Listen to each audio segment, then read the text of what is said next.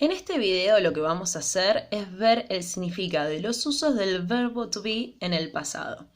El verbo to be en el presente es am, is o are y significa ser o estar. En el pasado tiene dos formas, es was o es were. Yo sé qué verbo tengo que utilizar según la persona de la que estoy hablando. Para I, he, she, it voy a usar was y para las demás personas, we, you y they voy a utilizar el were. Significan era o estaba. Cuando armamos una oración positiva, va la persona, el was o el were según corresponda y lo que resta de la oración. Por ejemplo, si yo quiero decir que estuve en la escuela ayer, va a quedar I was at school yesterday. Para I, que está en este grupo, el verbo to be que le corresponde es el was. Si cambio la persona y voy a utilizar alguna de este grupo, va a quedar como el ejemplo de abajo. They were at school yesterday. Ellos estuvieron en la escuela ayer. Cuando armamos las oraciones negativas, es exactamente igual a las positivas, pero con el verbo to be negando.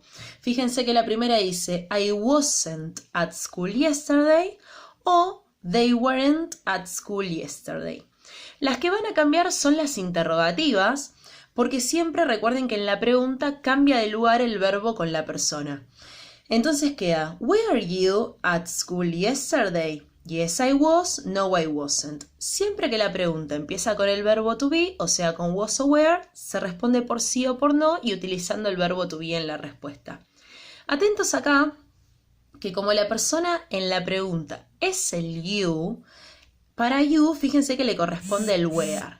¿Qué pasa? Cuando vamos a responder, no vamos a responder con you, porque como la pregunta es personal y está diciendo, ¿estuviste en la escuela ayer? La respuesta va a ser sí, yo estuve o no, yo no estuve. Entonces queda yes, I was o no, I wasn't. Como cambio la persona y respondo con I, para I le corresponde el was. El resto generalmente va a quedar el mismo verbo. ¿Por qué? Si ustedes se fijan, el segundo ejemplo dice, were they at school? ¿Estuvieron ellos en la escuela?